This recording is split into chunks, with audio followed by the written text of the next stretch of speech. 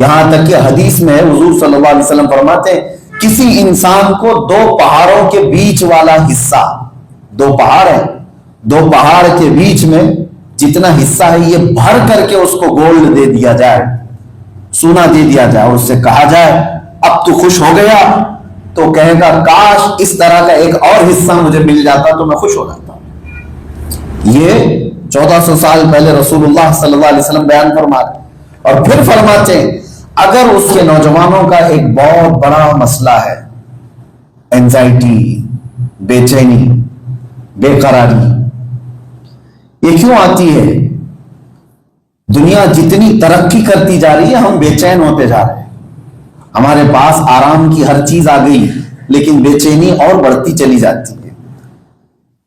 جتنی آسائشیں ہمارے پاس ہیں پہلے کے دور میں اتنی نہیں تھی۔ میں حج اور عمرے کے کنٹینیو ہر مہینے جاتا ہوں تو دیکھتا ہوں ساتھ میں جو جانے والے لوگ ہیں ان کو کئی مرتبہ میں کہتا ہوں عمرے پہ جا رہے ہیں، حج پہ جا رہے ہیں۔ آپ کو پتہ ہے آج سے صرف 50 سال پہلے، صرف 60 سال پہلے جو حج پر گئے ان کو پوچھو کہ کیسے گئے تھے۔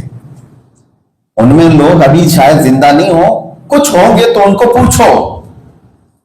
وہ پانی کے جہاز سے نکلتے اور جدہ میں جا کر رکتے، پھر جدہ سے لے کر کے مکہ جانے تک ان کو 3 دن لگتے تھے، اونٹ پر بیٹھ کر جاتے ہیں۔ صدر الشریعہ رحمۃ اللہ تعالیٰ علیہ نے بہار شریعت میں حج کے پورے سفر کا لکھا ہے، پڑھ کر کے ایسا لگتا ہے کون سے زمانے کی بات ہے، صرف 60-70 سال پہلے کی بات ہے۔ وہاں جاتے، مکہ میں خیمے لگاتے تھے، چولہے لگا کر کھانا بناتے تھے، مٹیوں پر ہی ان کی نمازیں، عبادتیں، عرفات میں کھلے میدان میں، مزدلفہ میں کھلے میدان میں۔ آج وہ بڑھتے بڑھتے ہم اتنی ترقی کر چکے ہیں، نہ آپ کو پانی کی جہاز میں شپ میں جانا ہے، ادھر بیٹھے ایروپلین میں وہ بھی فل اے سی ہے، ادھر اترے ایئرپورٹ میں اے سی ہے، وہاں باہر نکلے بس میں اے سی ہے، پہنچے ہوٹل میں اے سی ہے، ساری چیزیں سہولت کے ساتھ، لیکن شکایتیں اتنی زیادہ آج کے دور میں ہیں کہ پچھلے 70 سال پہلے کسی نے اتنی نہیں کی تھی۔ یہ کھانا ایسا کہاں سے آ گیا، یہ سہولت، یہ گدا ایسا کیسے آ گیا، یہ روم میں اسمیل آتی ہے، یہ فلاں ہے۔ جتنی ترقی کرتا ہے انسان وہ بے چین ہوتا جا رہا ہے۔ وہ سکون کہاں ہے، وہ قرار کہاں ہے، وہ جو اطمینان ہے۔ وہ صحابہ کرام رسول اللہ صلی اللہ تعالی علیہ وسلم کے پیچھے نماز پڑھتے تھے، ان کی مسجدیں لکڑیوں کی بنی ہوئی تھیں، اور جب سجدہ کر کے اٹھتے تھے تو پیشانی پر کنکریوں کے نشان ہوتے تھے، پورے پیشانی پر کنکریوں کے نشان۔ خود رسول اللہ صلی اللہ تعالی علیہ وسلم جب سو کر کے اٹھتے تھے تو آپ کے جسم پر پورے رسی کے نشان ہوتے تھے، جو کھجور کے چھال کا بسترا ہوتا تھا جسم پر نشان رہتے تھے سو کر اٹھنے کے بعد۔ لیکن یہ وہ لوگ تھے جب سو کر اٹھے یا جو بھی ہیں اس کے بعد پھر کہتے تھے الحمدللہ الذی احیانا بعد ما اماتنا، شکر خدا کے ساتھ۔ اور آج ہمارے لیے قالین کی مسجد ہے، اے سی مسجد ہے، جہاں بیٹھے تو ذرا برابر بھی آپ کو گرمی نہ لگے، اس کا اہتمام ہے بہت کچھ۔ اب تو مسجدیں جو ہے میں کئی جگہ پر جا کر دیکھا ہوں، وہ تو ایک آڈیٹوریم بنی ہوئی، آدھے سے زیادہ مسجد کا حصہ چیئر سے بھرا ہوا۔ بہت ساری چیزیں ہونے کے بعد وہ قرار، وہ سکون کیوں نہیں ہے، وہ دلوں کا اطمینان کیوں نہیں ہے؟ اس کو ایک شاعر نے بہت پہلے کہا تھا، وہ اندھیرا ہی بھلا تھا کہ قدم راہ پہ تھے، روشنی لائی ہے منزل سے بہت دور ہمیں۔ وہ اندھیرا ہی بھلا تھا کہ قدم راہ پہ تھے، روشنی لائی ہے منزل سے بہت دور ہمیں۔ ایک چیز ہے میرے عزیزوں، اس کا علاج یہ ہے، انسان کے متعلق میرے آقا صلی اللہ علیہ وسلم نے فرمایا کہ اس کو قبر کی مٹی تک بھی کوئی سکون نہیں دے سکتا، اس کو سیراب نہیں کر سکتا جب تک یہ اپنی خواہشات کے پیچھے بھاگتا رہے گا۔ جب تک تم بھاگو، کیا آج آپ سیٹسفائیڈ ہیں کہ آپ کا گھر اتنا ہو گیا اب اور نہیں کرنا ہے؟ کوئی نہیں ہوگا، اس میں کرنا ہے اور آگے کرنا ہے۔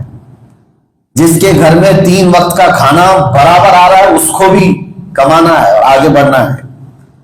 گھر اگر آج 1000 स्क्वायर फीट का है तो उसे 2000 स्क्वायर फीट का बनाना है, कहीं रुकता नहीं है। ये दुनिया का रिचेस्ट आदमी भी रुकता नहीं है, वो भागता है। उसकी वजह यह है कि मेरे आका ने फरमाया है इसकी ख्वाहिशात की लिमिट कहीं नहीं, कहीं नहीं।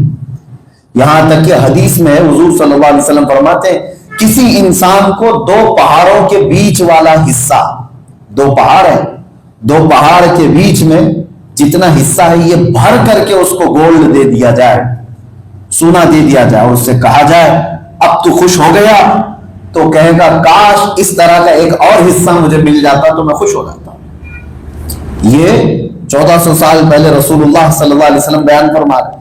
और फिर फरमाते हैं अगर उसको 2 पहाड़ों के बीच का हिस्सा एक और दे दिया जाए, और एक बड़ा हिस्सा दे दिया जाए, उससे पूछा जाए अब तो तेरे पास इस तरह की 2 चीजें आ गई, वो कहेगा काश तीसरी हो जाती तो फिर और मजा आता।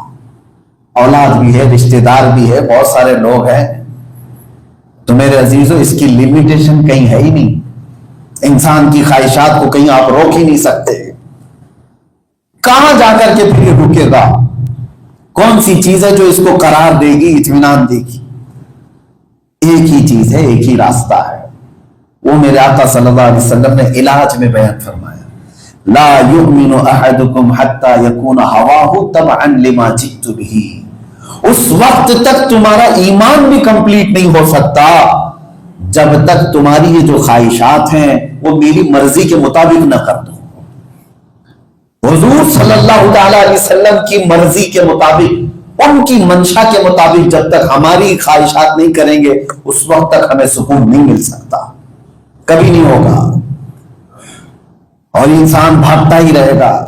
उसे अगर सिर्फ ये ख्याल आ जाए मैं मेरे नबी की मर्जी में खुश हूं, तो फिर देखो उसको आधी रोटी पर भी वो खुश हो जाता है, आधी रोटी पर भी खुश है। मुझे मेरे अजीजों ये प्रैक्टिकली देखने को मिला। यहां खड़े होकर के बयान करना आसान है, क्या हम हर मुसीबत गवारा कर लेंगे हुजूर की मोहब्बत में, नबी पाक सल्लल्लाहु ताला अलैहि वसल्लम के इश्क में, लेकिन 4 दिन किसी को जेल में अंदर डाल दिया जब फिर पूछा जाए अब बताओ, बहुत अच्छे अच्छे लोगों को देखा हेकड़ी निकल जाती। कितने मैंने 8 महीने जेल के अंदर लोगों को काफिर होते हुए देखा, इनकार कर देते, कोई खुदा नहीं है, कोई कुरान नहीं है, कोई अल्लाह नहीं है, कोई नमाज नहीं है। वजह क्या है? मुसीबतें जैसी आती हैं वो आदमी सटपटा जाता है, घबराता है। उस वक्त भी कोई चीज अगर तुम्हें रोकती है तो यही है कि हमारे दिल में ये बात अगर आ गई मुझे मेरे नबी पाक सल्लल्लाहु ताला अलैहि वसल्लम की मर्जी के मुताबिक अपनी ख्वाहिशात बनाना है, उनकी मर्जी इसमें है तो मैं इसमें राजी, फिर उसके बाद सुकून आ जाता है, इत्मीनान आ जाता है। वरना पूरी जिंदगी में कभी आपको एंजाइटी से छुटकारा नहीं मिल सकता। ये बेचैनी से इसका इलाज ही नहीं है। आज जिन लोगों के भी ये सवाल है, नौजवानों के लिए खास तौर पर, आप कितने भी वजीफे पढ़ लो, ख्वाहिशात कम नहीं है तुम्हारी, नमाजें खूब पढ़ लो, अभी दिल घबराया, बेचैनी हुई, हजरत कौन सा वजीफा बताओ, दिल बहुत बेचैन है, 100 बार ये पढ़ लो, 100 बार ये पढ़ लो, कोई भी बता दिया आपको, पढ़ तो लिया। मैं कहता हूं सिर्फ ये तुम्हारे वजीफे भी तुम्हारा इलाज नहीं। मिसाल के तौर पर मैं आपको बताता हूं, शुगर हो गई है और आपको हमने गोलियां दे दी, 5 गोलियां सुबह, दोपहर में और शाम में खा लो, बहुत अच्छी गोलियां, बहुत महंगी गोलियां हैं। ये गोलियां लेकर के गए, टैबलेट्स शुगर, 8 दिन के बाद फिर कहते कुछ भी शुगर डाउन नहीं हो रही है, रोज खा रहा हूं। फिर मैंने मालूम किया गोलियां तो 5-5 हर टाइम पे लेते हैं, लेकिन रोजाना 1 किलो शक्कर भी खा रहे हैं, मीठा खूब खा रहे हैं और गोली भी खा रहे हैं। तो कभी भी आपका इलाज नहीं हो सकता। तो ये जो हमारी ख्वाहिशात है इसकी लिमिट करना पड़ेगा। इसकी लिमिटेशन अगर खत्म या रोक नहीं लगेगी तो कभी भी बेचैनी का इलाज नहीं कर सकते हम। आओ मैं आपको बताता हूं चंद मिसालों के जरिए से صحابہ کرام رضوان اللہ تعالی علیہم اجمعین نے کیسے اپنی زندگیوں کی خواہشات کو ختم کیا تھا۔ حضرت ابو بکر صدیق رضی اللہ تعالی جب خلیفہ بنے تو خلافت کے کاموں میں اتنے بزی رہتے تھے بہت، تو بیت المال سے آپ کی تنخواہ مقرر کر دی گئی، سیلری دی جانے لگی۔ سارے مسلمانوں نے اتفاق کیا کہ امیر المومنین اب کمائیں گے کہاں سے؟ بیت المال سے ان کی سیلری، منتھلی سیلری دی جائے گی۔ تو حضرت ابو بکر صدیق کو جو سیلری مل رہی تھی، تنخواہ مل رہی تھی، لاتے تھے، گھر کا خرچہ ہو جاتا تھا، بس اس کے علاوہ نہیں تھا۔ ایک دن ان کی بیوی نے کہا کہ کبھی کچھ اچھی غذا کھا لو، کچھ اچھا کھانا کھا لو، سوکھا سوکھا کھا کر کے آپ کے بال دیکھو کیسے ہو گئے، آپ کا جسم کیسے ہو گیا۔ حضرت ابو بکر صدیق نے کیا کہا جانتے؟ وقت کے خلیفہ ہے، کہتے ہیں میری بیوی میرے پاس اتنے پیسے کہاں ہیں کہ میں اچھے غذا کھا لوں، اتنی تنخواہ نہیں آتی تھی کہ گھی خرید لیں، شہد خرید لیں۔ تو ان کی بیوی کہتی آپ ٹینشن مت لو، میرے پاس جمع کیے ہوئے پیسے ہیں، میں اس سے گھی لے کر کے آتی ہوں اور شہد لے کر کے آتی ہوں، تاکہ تھوڑی نرم غذا آپ کھائیں گے، طاقت بھی آئے گی، اچھا لگے۔ حضرت ابو بکر صدیق نے پوچھا تمہارے پاس کہاں سے پیسے آئے؟ بیوی نے کہا جو آپ ہر منتھ سیلری لا کر کے دیتے ہیں، گھر کا خرچہ ہو جانے کے بعد تھوڑا سا میں اس میں بچا کر کے رکھتی ہوں، سب عورتیں کرتی ہیں، ان کے چٹے جو ہے چلر وہ بچا لیتی ہیں۔ حضرت ابو بکر صدیق ان سے کہتے ہیں اچھا کتنا بچا کر کے رکھا ہے جس سے تم گھی لے کے آؤ گی اور شہد لے کے آؤ گی؟ وہ جا کر کے ایک پوٹلی پوری لے کر کے آتی کہ اتنے پیسے میرے پاس جمع ہوئے اور اس سے آپ جائیے بازار میں گھی اور شہد لے کر کے آئیے۔ حضرت ابو بکر صدیق وہ پوٹلی لیتے ہیں اور سیدھے بیت المال میں لے جا کر کے جمع کرتے ہیں، اور پھر وہاں موجود لوگوں سے کہتے ہیں میری تنخواہ کم کر دو، اتنی زیادہ آ رہی تھی، میری بیوی بچا کر کے رکھ رہی ہے، اس کا مطلب یہ زیادہ آ رہی تھی، اس کو کم کر دو۔ خواہشات کو جنہوں نے ختم کیا وہ اپنے سکون کے بادشاہ بنے تھے، اور ہمارے ہاں اس کی لمٹ ہی نہیں ہے، جتنا آئے اس سے زیادہ چاہیے، جتنا آئے اس سے زیادہ چاہیے۔ میرے عزیزوں، یہ صرف اور صرف مال میں نہیں ہے، ہر چیز میں خواہشات ہماری ایسی ہیں جو آڑے آتی ہیں۔ آپ کبھی سوچتے ہیں کہ 3 گھنٹے 4 گھنٹے وہ میچ دیکھنے کے لیے نوجوان بیٹھتا ہے، لیکن اسے آدھا گھنٹہ مسجد میں بھاری کیوں لگتا ہے، مشکل کیوں لگنے لگ جاتا ہے؟ فلم دیکھنے کے لیے، میچ دیکھنے کے لیے اس کو کبھی بے چینی نہیں ہوتی، انٹرٹینمنٹ چل رہا ہے، دل بیمار ہے، دل کو شیطان نے کنٹرول کیا ہوا ہے اور شیطان کا یہ مرید بنا ہوا ہے، شیطانی جتنی چیزیں ہوں گی اس میں اس کا دل لگتا رہے گا، اور جہاں وہ اللہ کے راستے پر آئے گا اس کی بے چینی بڑھنے لگ جائے گی، اینزائٹی جو ہو گئی ہے وہ بڑھتی چلی جائے گی اس کی۔